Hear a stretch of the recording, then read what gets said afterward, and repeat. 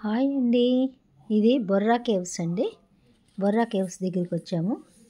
ఇది విశాఖపట్నం నుంచి అరకుకు వెళ్ళే దారిలో దగ్గరలోనే ఉంటుంది. అరకు, బొర్రా కేవ్స్ రెండు ఎక్కువగా దగ్గరగానే ఉంటాయండి. రెండు ప్లేసులు చూడొచ్చు మనము విశాఖపట్నం వచ్చామంటే. కానీ చాలా బొర్రా కేవ్స్ చూడదగినటువంటి కేవ్స్ అండి. చాలా బాగున్నాయి.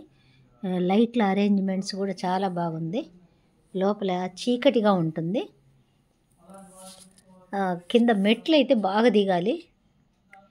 దీనికి టికెట్ ఉందండి. 80 రూపీస్ టికెట్. పెద్దవాళ్ళకి 80 రూపీస్, చిన్నపిల్లలకి 60 రూపీస్ అనుకుంటాను. కానీ చిన్న వాళ్ళు నడవలేరు, మరీ చిన్నగా ఉన్నవాళ్ళు. అట్లా కింద మెట్లు దిగి వెళ్ళాలండి. ముందు కొంచెం దాదాపుగా ఒక ఫర్లాంగ్, ఒక 1/2 కిలోమీటర్ దూరం నడవాలండి. అక్కడి నుంచి కిందకి మెట్లు ఉంటాయి. కిందకి దిగాలి. బాగా తడిగా ఉంటుంది నేలంతా. పక్కన అక్కడ దేవుడి ఇది ఉంటుంది.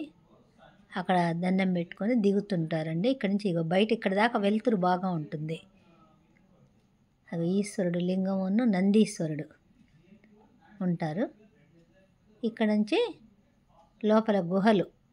ఇది స్వతసిద్ధంగా ఏర్పడినవి ఈ గుహలు అని చెప్పని అంటారండి బొర్రా కేవ్స్. ఈ కేవ్స్ ప్రకృతి సిద్ధంగా ఏర్పరిచినవి, ఎవరు కూడా కట్టినవి కాదని చెప్పని అంటారు ఇవి. కానీ బాగా మెట్లు ఉన్నాయండి. మెట్లు దిగి వెళ్ళాలా. తర్వాత పట్టుకోవటానికి పక్కన కమ్మీల్లాగా ఉన్నాయి. అవి పట్టుకొని దిగితే కొంచెం పెద్దవాళ్ళు కానీ అట్లా బాగానే ఉంటుంది, దిగచ్చు. జాగ్రత్తగా చూసుకొని దిగాల. చాలా బాగా నడక దాదాపుగా ఒక 45 నిమిషాల పైన 1 అవర్ పడుతుందండి. లోపలంతా చూసి రావటానికి 1 అవర్ బాగా ఖచ్చితంగా పడుతుంది.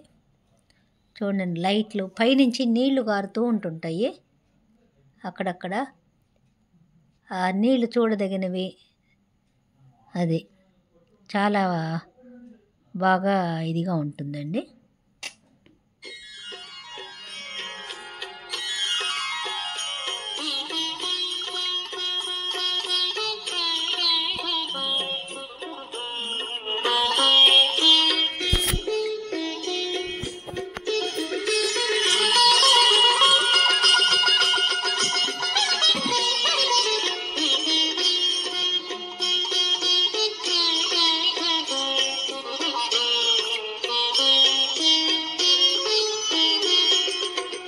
నమః శివాయ, ఓం నమః శివాయ, హర హర బోలే నమః శివాయ.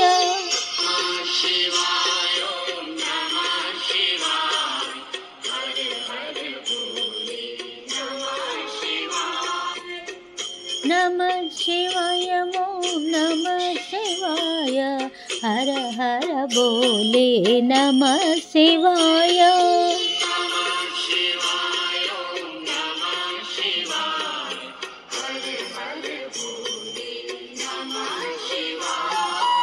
రామేశ్వర శివ రామేశ్వరాయ, హర హర బోలే నమః శివాయ.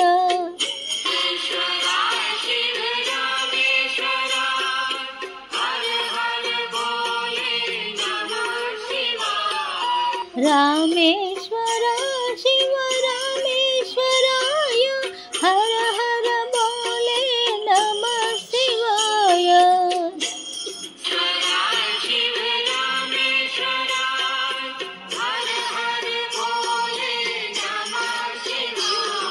ఓం నమః శివాయ, ఓం నమః శివాయ, హర హర బోలే నమః శివాయ.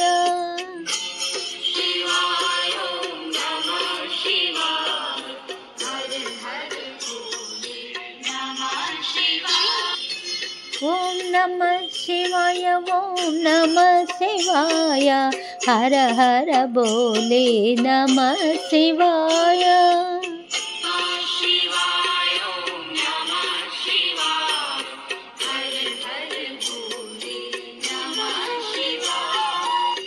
गंगाधराय शिव गंगाधराय हर हर बोले नमः शिवाय।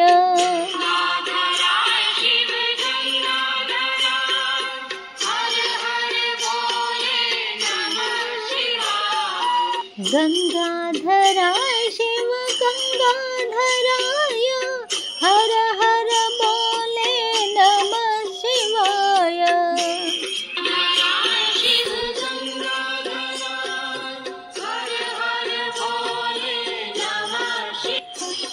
ओम नमः शिवाय ओम नमः शिवाय हर हर बोले नमः शिवाय।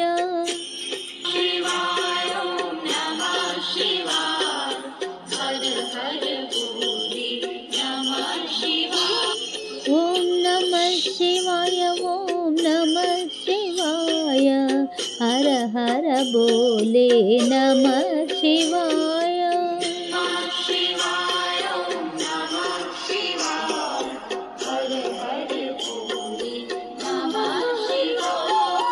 जटाधराय शिव जटाधराय हर हर बोले नमः शिवाय।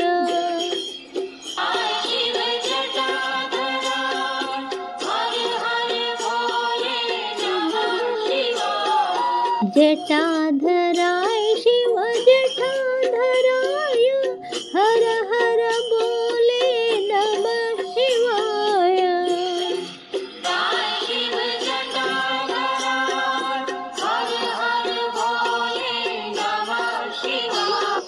ओम नमः शिवाय ओम नमः शिवाय हर हर बोले नमः शिवाय।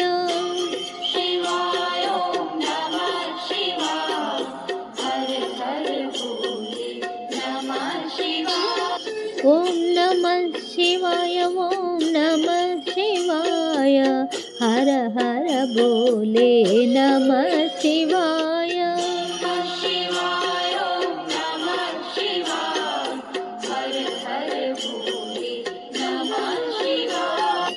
सोमेश्वराय शिव सोमेश्वराय हर हर बोले नमः शिवाय।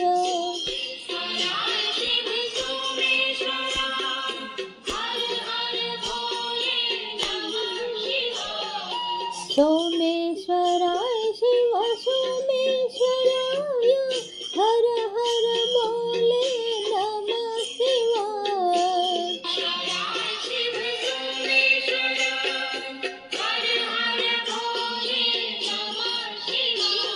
ओम नमः शिवाय ओम नमः शिवाय हर हर बोले नमः शिवाय।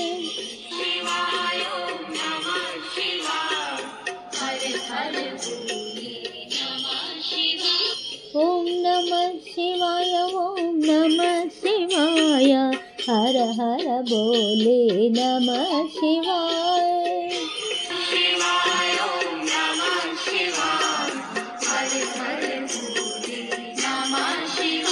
ओम नमः शिवाय ओम नमः शिवाय हर हर बोले नमः शिवाय।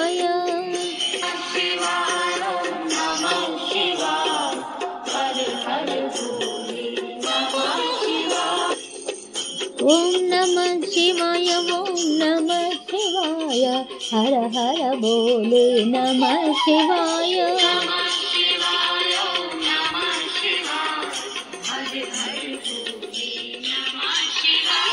ओम नमः शिवाय ओम नमः शिवाय हर हर बोले नमः शिवाय।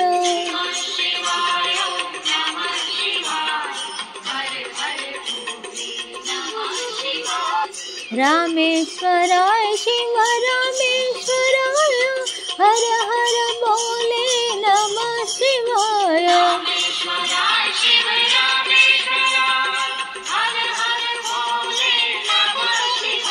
ओम नमः शिवाय ओम नमः शिवाय हर हर बोले नमः शिवाय।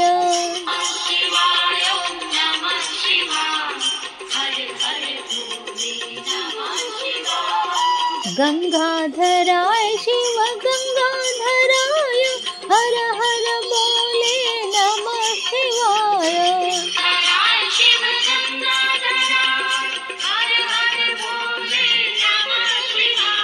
ओम नमः शिवाय ओम नमः शिवाय हर हर बोले नमः शिवाय।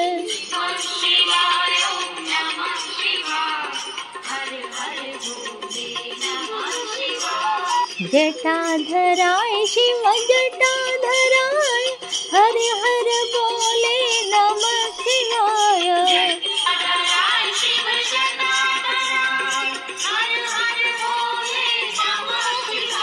ओम नमः शिवाय ओम नमः शिवाय हर हर बोले नमः शिवाय।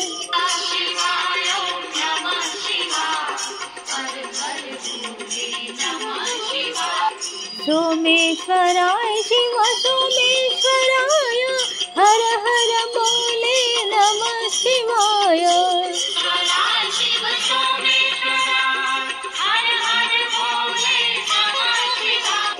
ओम नमः शिवाय ओम नमः शिवाय हर हर बोले नमः शिवाय।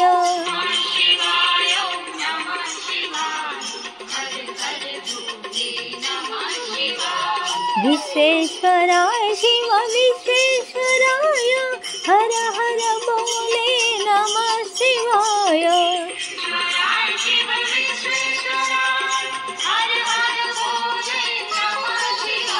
ओम नमः शिवाय ओम नमः शिवाय हर हर बोले नमः शिवाय।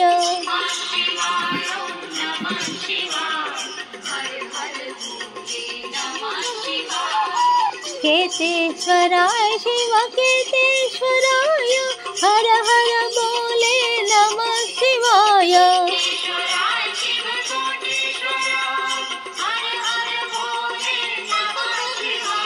ओम नमः शिवाय ओम नमः शिवाय हर हर बोले नमः शिवाय।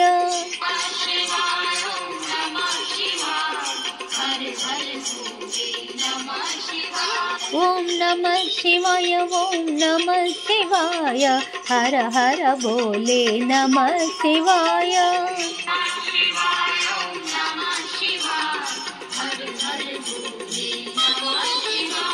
ओम नमः शिवाय ओम नमः शिवाय हर हर बोले नमः शिवाय।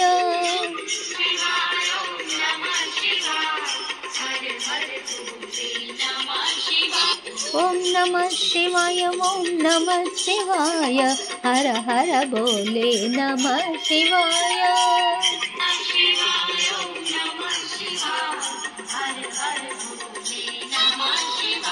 ओम नमः शिवाय ओम नमः शिवाय ओम नमः शिवाय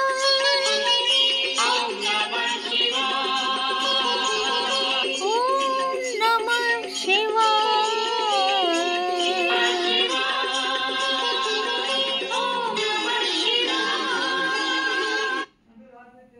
ఇదండి అంత పైకి మెట్లు ఎక్కాలండి. ఇక్కడ అంతా చీకటిగా ఉన్నది.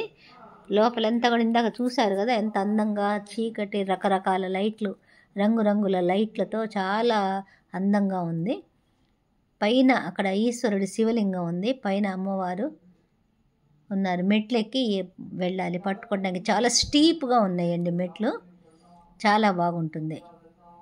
అగ లోపల అంత మెట్లు, మళ్ళీ దిగేటప్పుడు కూడా చాలా జాగ్రత్తగా దిగాల. నెట్ట నిలువుగా ఉంటాయి మెట్లు. అంత తడి చూడండి ఎంత తడో.